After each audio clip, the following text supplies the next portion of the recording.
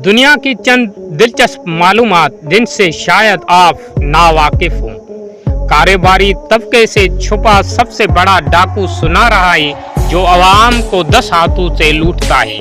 मैं आपको समझाता हूं कि जूलियर्स कैसे अच्छे खासे पढ़े लिखे समझदार लोगों को एक रवायती तरीके से बेवकूफ़ बना लेते हैं और अनपढ़ लोगों की तो बिल्कुल मत ही मार देते हैं।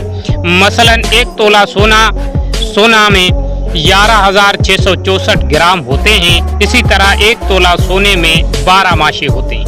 अगर आप 1 तोला जेवर बना सोना फराख्त करते हैं तो सनियारा अगर तो उसने जेवर आपको खुद बना कर दिया है तो 2 माशे कटौती करता है, और अगर आपने किसी और से बनवाया और फरोख्त किसी और से सनियारे को कर रहे तो 1 तोला सोने के 3 माशे कटौती करेगा।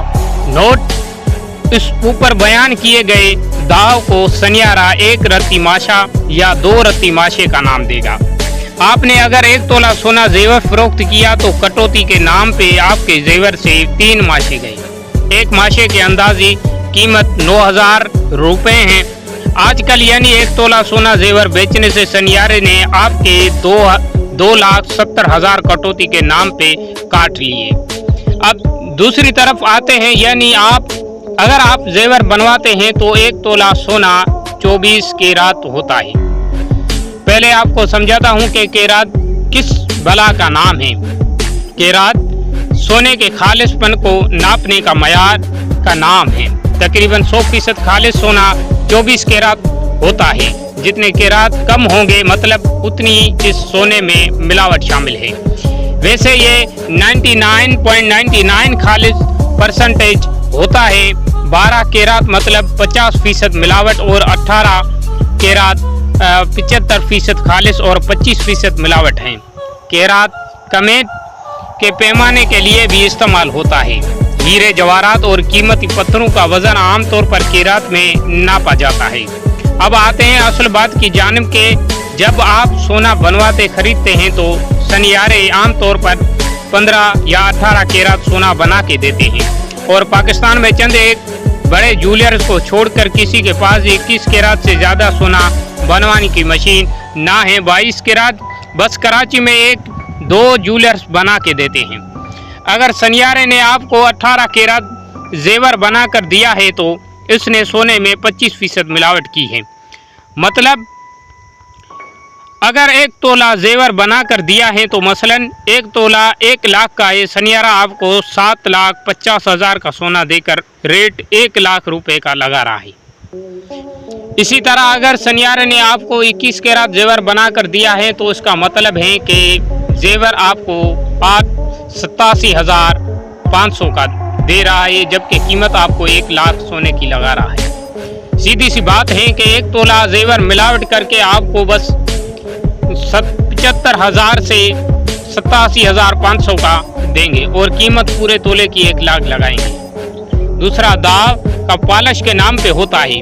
1 आधा माशा अलग से लगाए ले, इतना हमारा सोना जेवर बनाते हुए ज़ाया हो गया है, जिसकी 1 तोले की पीछे की कीमत 9,000 से 10,000 होगी। याद रहे कि सनियार के दुकान का कूड़ा भी लाखों में बिकता है और इनका कुछ ज़ाया नहीं होता।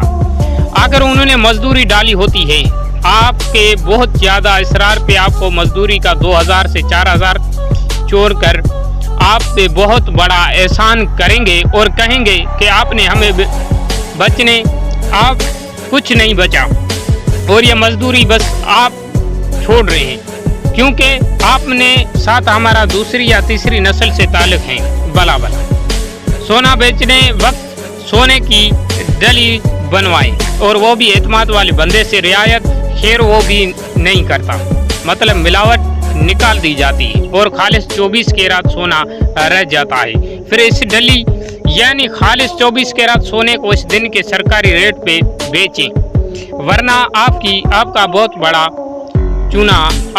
बड़ा चूना लग जाएगा। जेवर बनवाते वक्त पहले तय करें कि सोना 21 कैरात बनवाएंगे 15 या 18, जितना खालिस वो सोना बनाए इस हिसाब से 15, 18 या 21 कैरात के मुताबिक कीमत दें ताकि 24 कैरात की कीमत अदा करें। साथ धमकी दे के मैं अभी इसी मशीन पे चेक भी करूंगा कि ये 15, 18 या 21 कैरात के वक्त सहूलत मुयस्सर हो तो इसको मशीन पे चेक करवा लें कि इतनी कैरात बनाकर आपने कितने कैरात के हिसाब से कीमत अदा की। मेरी इन सब बातों से हो सकता है मेरे चंद दोस्त नाराज़ हो, लेकिन मेरा बताना फ़र्ज़ था कि लोग एडुकेट हों। यहाँ यह भी बताता चलूँ कि सारे उंगलियां बराबर नहीं, चंद एक अच्छा कारोबार करने वाले भी होंगे, लेकिन मेरे ख्याल में उनकी तादाद शायद 1% से ज़्यादा ना हो। नोट चोरी के माल की खरीद और फरोख्त अलग ढाका है। मेरी हुकूमत पाकिस्तान से अपील है कि सोने की खरीद और फरोख्त और जेवरात की बनावट पे बाकायदी कानूनी साजी की जाए।